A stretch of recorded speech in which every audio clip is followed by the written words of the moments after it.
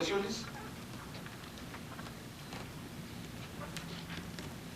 a mostrar la primera, que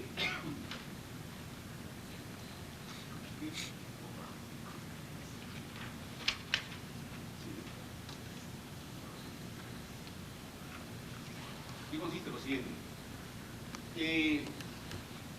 Justamente Fleischer y otros propusieron la posibilidad de estudiar la predicción de sismos vía la ubicación de esos plásticos que he mencionado en regiones determinadas que sentirían la evolución del gas radón y se podrían acumular durante todo un periodo de tiempo determinado.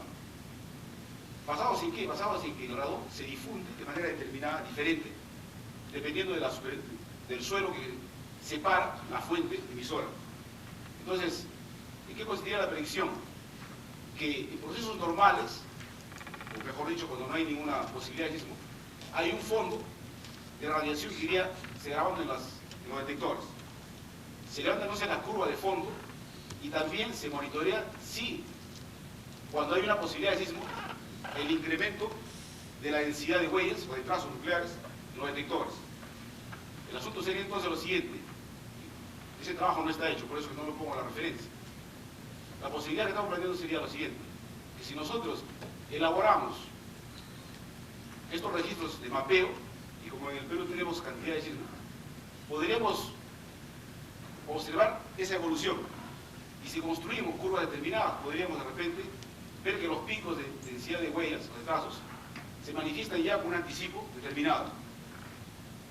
Y si observamos entonces, constantemente se va monitoreando, y si observásemos esa posibilidad, podríamos transformar estos pocitos en sensores posteriores de sensores activos, ya no pasivos como se tiene aquí, ¿no? Sino activos, porque ya se tiene evidencia de que si se manifiesta el gas radón, va a salir en mayor cantidad cuando se tenga posibilidad de erupción, de sismos. Esa es la eventualidad de la propuesta de trabajo. Nosotros vamos a instalar, y este es lo que mostré arriba de la manera más ampliada. Los detectores que yo he mencionado en la primera parte, de cómo están cargados a nivel de energía, serían esto que vamos a poner aquí.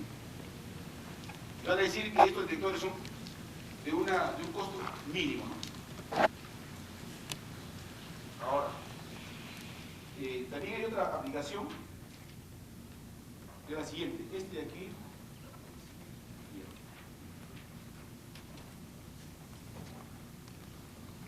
aquí es la posibilidad de, vamos a construir aquí, es decir, para generar la aplicación que voy a mostrar, que son la de microfiltros, vamos a generar vía las curvas que anteriormente mencionábamos, de diámetros y producto de diámetros. Nosotros ya podemos definir el diámetro de la huella nuclear que quisiéramos, porque hemos antes determinado cómo esos diámetros crecen, sea con el tiempo de ataque o con la energía. Entonces aquí lo que vamos a mostrar es la posibilidad de construir microfiltros de determinados diámetros, que pueden servir en algunas aplicaciones. Y no es necesario, por ejemplo, aquí, como de un reactor nuclear. Aquí podríamos construir vía una fuente de neutrones una sustancia parafina que va a hacer perder la energía, y luego una fuente de uranio aquí, que esta va a fisionar posteriormente. Entonces aquí pondríamos esta cámara a diversas separaciones, los detectores que he mencionado, y de esa manera, con la distancia va a perder energía y por tanto se va a poder variar la energía y por tanto se va a variar el diámetro. ¿Cómo se vería eso? Es un ejemplo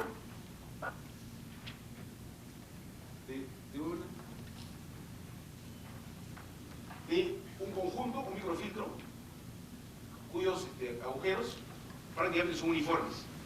Dependiendo entonces, para construir estos agujeros, dependerá de la aplicación que sea necesaria, pero que se manifiesta la regularidad, y las aplicaciones están ya efectuadas y comercialmente también se distribuyen estos microporos o filtros microscópicos.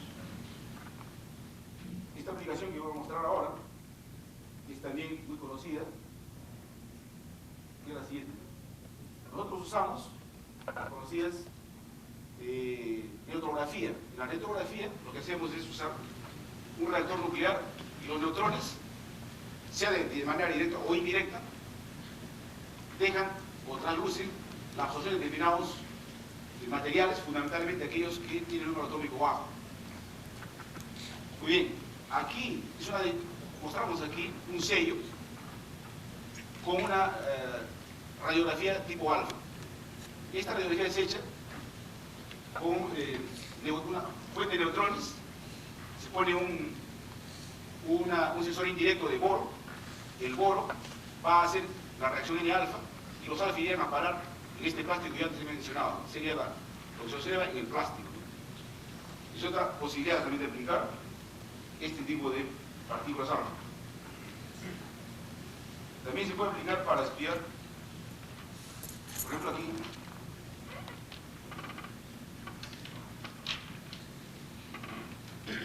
es una araña en la que poniendo determinados espesores del plástico uno puede ir mejorando la resolución.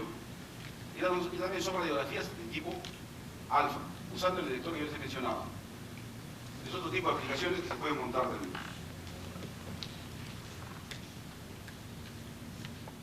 También es importante, a veces para la enseñanza, disponer de modos muy simples para observar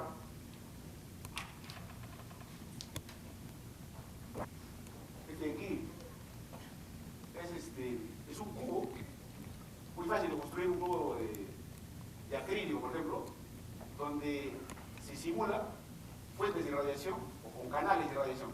En una cara se pone una fuente y a determinados ángulos se hace un agujero y ahí se va a simular de un lado la distancia y de otro lado el ángulo. Entonces lo que yo estudié, lo que mostré anteriormente, con un cubo se puede simular todo este conjunto de posibilidades. Es decir, que el estudiante podría manipular la energía, el ángulo, hacer el conjunto de relaciones y hacer modelaje, estudiar la pérdida de energía por el aire que viaja, etcétera, etcétera. Y es decir, una muestra de una fuente que tuviese tanto fisión, o sea, que generase fisión, como alfa. Es una típica fuente de energía. Se podría observar todos los tipos, inclusive, de huellas.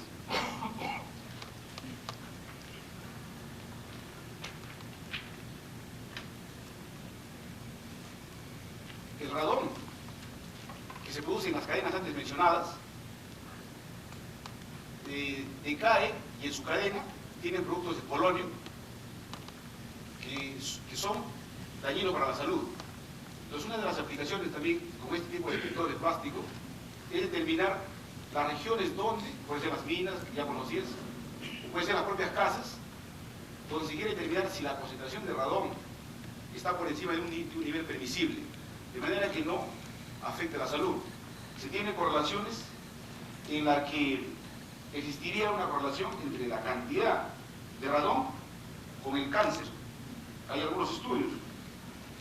Por ejemplo, aquí han hecho estudios de diversos países, cáncer en niños, ¿no?, por cada 100.000 habitantes al año. O sea, habría una correlación en función a la cantidad de radón que existiría en las casas. Entonces, esa determinación se puede hacer. Aquí les muestro un esquemita de una casa donde se dan las diversas fuentes radiactivas que llegan a la casa, sea por las construcciones, por el piso, por el suelo, por el agua mismo, que a su vez fluye por el suelo y que trae el uranio. Entonces, el uranio va a emitir las partículas alfa y van a generar un ambiente determinado de concentración de radón. Mientras menos ventilado esté este ambiente, la concentración se va a mantener. Entonces, los típicos detectores que se ubican en las casas para determinar esa concentración son este tipo de aquí, donde el detector nosotros hemos mostrado se pondrían aquí. Y este sería lo que ya mostré anteriormente, los registros de la serie de huellas que representarían la concentración de radón en el hogar. Entonces, para evitar la contaminación, si es que existe una determinada tendencia a incrementarse o estar por encima del valor mínimo, hay algunos criterios de disminuir la cantidad de concentración de radón aquí dentro de los ambientes de vivencia. Entonces, aquí en Lima no se ha hecho ningún estudio todavía, aunque Universidad Católica, que están comenzando a hacer sus trabajos.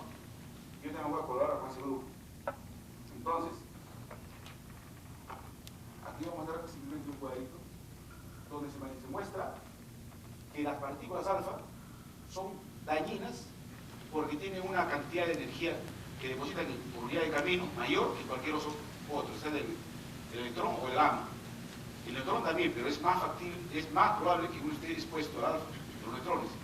De ahí que hay una tendencia de conocer en todos los hogares la cantidad de radón que se inhala. Eso es todo, gracias.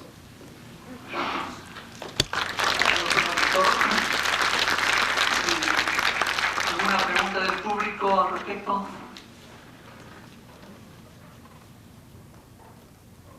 ¿Su nombre, por favor? De la Sociedad Peruana Pro Aire Limpio. Y por toda la experiencia es relacionada exclusivamente a radón, por la importancia que tiene o Sí, por otra razón. bueno, el caso que, para comenzar, yo soy especialista estrictamente en lo que es la caracterización del CER39 desde el punto de vista físico frente a las partículas alfa. Y el conjunto de la literatura se está prácticamente haciendo en todos los países un mapeo de la ciudad para estudiar el radón. Porque consideran que el radón, obviamente tenemos un grafiquito que está ahí, el profesor Cohen, que él está relacionando, que tiene una correlación la concentración de radón con el cáncer, leucemia y otras cosas. ¿Se acuerdan? Y como el radón es un gas inerte que atraviesa cualquier ambiente, estaríamos frente a ese gas con mayor problema que cualquier otro. Podría ser cualquier otra contaminante. Además, el radón ya fue correlacionado con un agente cancerígeno en las minas, ¿no? Es a donde justamente se tiene más. Entonces, habría que preguntarse si nosotros sabemos cuánto, en determinados lugares, el radón tiene un límite mayor que permisible. Y estudiamos el radón básicamente porque eso es lo que las universidades y otros países toman como una medida inicial. La sociedad peruana. Usted mencionó de que los detectores tienen más costos. ¿Qué es lo que vale cada detector? Por ejemplo, una fita de 30 por 20, más o menos de tamaño, debe estar en el orden de $10, $15. ¿Y qué vida tiene? Y justamente la irradiación, estos son detectores plásticos que tienen una resistencia muy grande a la intemperie. Entonces, las exposiciones son del orden de meses, o sea, del orden de 2 meses para abajo, puede ser 15 días, etc. Entonces, en ese medio no se deterioran y pueden subsistir. Y además, los detectores que se usan son del orden de 1 centímetro cuadrado.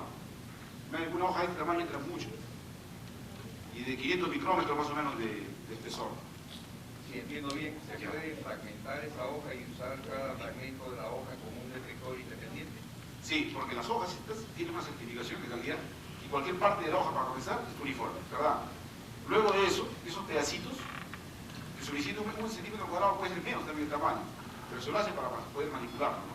Se les corta fácilmente con cualquier material, sin perder su calidad de respuesta. Gracias. Muy bien. Agradecemos al doctor Zúñiga este aporte. Nos ha dado las posibilidades de predicción de sismo y nos ha llevado también a una posibilidad de contaminación cancerígena, tanto en los hogares como en las minas. Muchas gracias. Nuevamente un fuerte aplauso.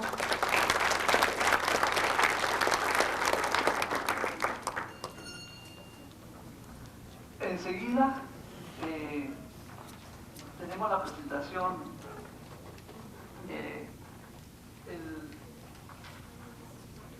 de José Solís en el tema sensores de gas.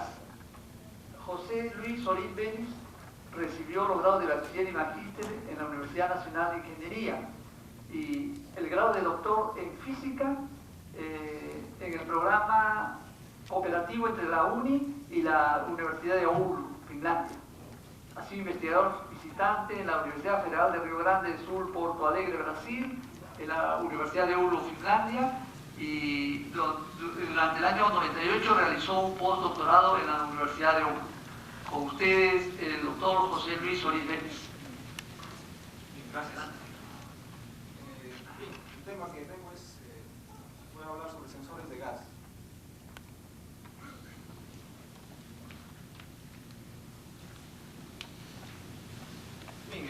qué, ¿no? Nosotros estamos bastante interesados en determinar concentraciones de ciertos gases en la atmósfera, o no solamente en la atmósfera, sino también en ciertos procesos productivos. Existen básicamente dos tipos para hacer la detección de esos gases, ¿no? La primera, que es la más usada, que es justamente determinar usando métodos químicos, infrarrojo, UV visible, espectroscopía de masa, cromatografía de gases también. El problema es que ellos son muy costosos y requieren de un personal calificado para efectuar las mediciones. Últimamente, desde la década del 70, aparecieron los sensores de estado sólido debido a que en Japón se produjo una explosión bastante grande de gas natural. Entonces, se comenzó a tratar de investigar si es que se podían lograr hacer sensores de estado sólido que tengan bajo costo y que puedan brindar ciertas alarmas, por ejemplo, para gases, como en este caso gas natural. Existen una serie de potenciales usos de este tipo de sensores, ¿no?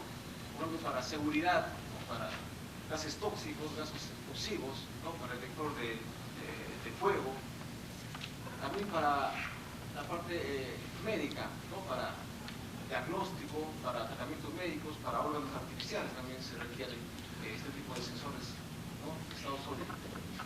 Últimamente también entra la parte de la unidad, donde ya se están introduciendo sensores de estado sólido en los hornos microondas para determinar si un alimento ya está cocido, ¿no? También se usa para la ventilación, para aire acondicionado, por ejemplo, en los parqueos, ¿no? En el subterráneo, por ejemplo, se produce mucho CO y entonces se requiere que exista un sistema tal que detecta un cierto nivel de CO y prenda la ventilación.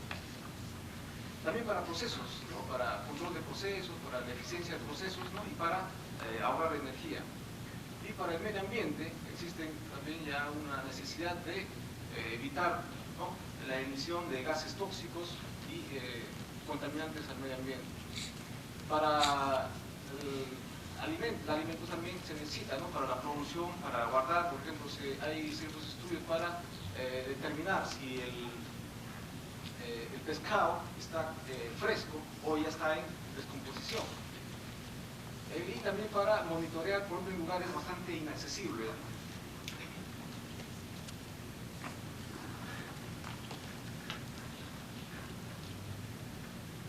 Bien, existen básicamente 4 tipos de sensores de estado sólido. Este es el más sencillo que ya existe a nivel comercial, que se llama un sensor de gas calorimétrico, donde se tiene un alambre de platino, bastante pequeño, y se cubre el alambre de platino con un catalizador, ¿no? Justamente se usa alúmina y sobre la alúmina se coloca un catalizador, por ejemplo, paladio, platino, puede ser. Entonces, cuando el gas, ¿no? Eso se calienta hasta 300, 400 grados, cuando el gas llega, ¿no? A la superficie, se produce una reacción endotérmica o exotérmica y eso va a producir un cambio de temperatura y eso se detecta cuando nosotros estamos monitoreando el voltaje que estamos aplicando al sensor. Es bastante sencillo. Estos sensores se usan mucho para detectar metano en las minas, por ejemplo.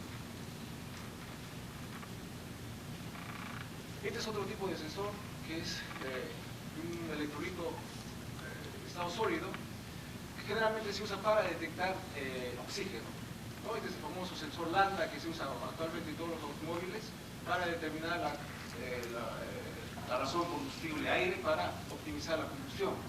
Entonces se trabaja a bastante alta temperatura, más o menos a 700 grados, y se tiene por un lado un compartimento de referencia donde se conoce la presión y por el otro lado se tiene justamente digamos, el ambiente donde nosotros necesitamos conocer la presión de oxígeno. Entonces, debido a que este electrolito hay oxígenos libres, ¿no? Algunos efectos, entonces se produce una difusión. Y entonces esa difusión produce una diferencia de potencial que se puede medir. Y esta justamente es proporcional al cociente de las presiones parciales en cada una de las cámaras.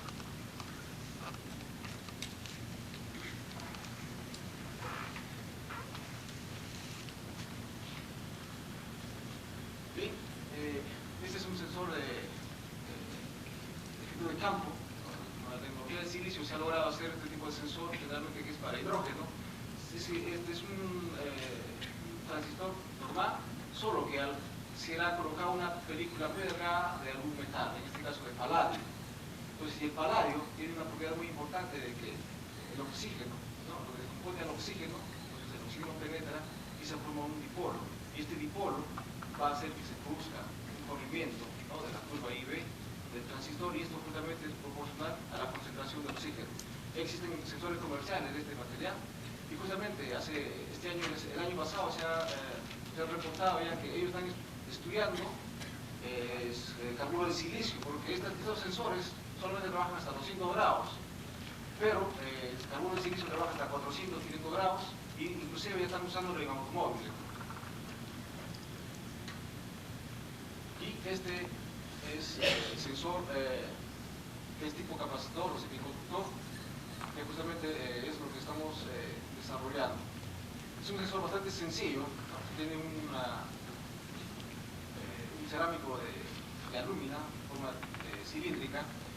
En el interior está un alambre de platina, ¿no?, que justamente para calentar, porque estos sensores trabajan a 300, 400 grados, y sobre el alambre, el tubo de alúmina se colocan unos electrodos, ¿no?, de oro, y sobre los electrodos se coloca un material que es dióxido de estaño sintetizado. Cuando el gas viene, ¿no?, interacciona con la superficie, se va a producir una diferencia de potencial, o varía la conductividad o la resistencia del material.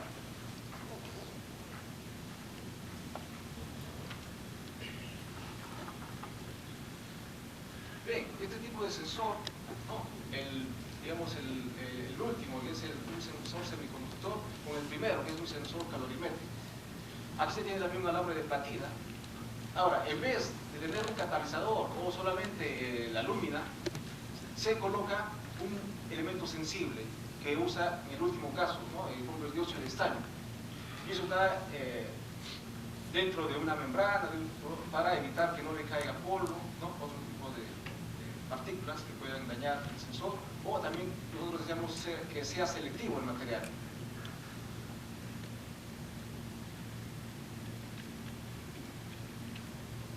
Bien, entonces, justamente últimamente hemos hecho el siguiente trabajo, que es usando, ¿no?, la microelectrónica híbrida, ¿no?, nosotros podemos imprimir, ¿no?, cualquier forma sobre un sustrato de alúmina. Nosotros podemos, por ejemplo, hacer la impresión del resistor, ¿no?, de la forma que creamos, y sobre el resistor vamos a imprimir el material sensible. ¿Por qué usamos esta técnica? Porque es bastante comercial, se usa a gran escala y es barata. También hemos usado otra técnica. Esta es la técnica que se llama screen printing o estampado, es igualito que el estampado de polo, por ejemplo, ¿no?, solo que es a nivel muy pequeño para, en este caso, para materiales electrónicos. Y este es otra técnica que tiene la ventaja de hacer unas líneas mucho más delgadas que esta. La limitación aquí es 100 micrómetros, nosotros queremos aquí llegar hasta 10 micrómetros. Debido a que lo que nos importa es la resistividad del material. Entonces, esta es la técnica de screen printing, ¿no?, donde se tiene una pantalla, donde justamente esa pantalla, por métodos químicos, nosotros hacemos que queden solamente, digamos, agujeros por donde vamos a poder hacer ingresar la tinta, ¿no?, o la pasta que preparamos, de una pasta de patino, por ejemplo, ¿no? Y hacemos correr a través de la pantalla y acabamos del sustrato, ¿no?, y luego se hace un tratamiento térmico.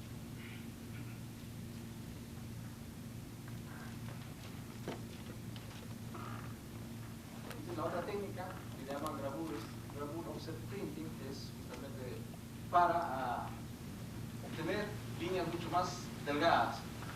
Normalmente se tiene una matriz, ahora esta matriz realmente se graba, ¿no?, lo que vamos a imprimir, o sea, hacemos un hueco donde vamos a imprimir, luego colocamos la tinta, luego un jeve, presionamos y quedamos acá lo que vamos a imprimir. Y luego imprimimos sobre el sustrato y aquí tenemos el patrón, ¿no?, de lo que nosotros ya habíamos diseñado.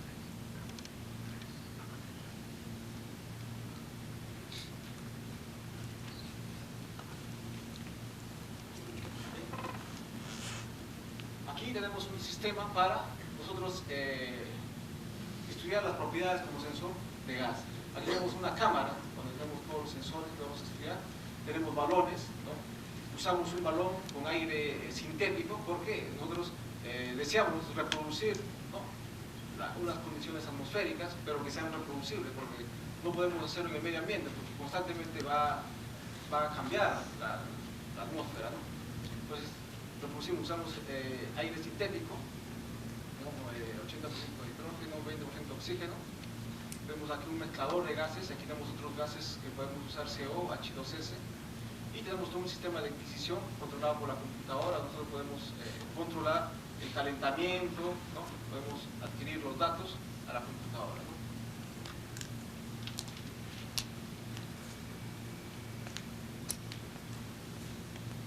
Bien, entonces, como nosotros tenemos estos sensores, ¿no?, que llamamos el sensor tipo 1 y el sensor tipo 2,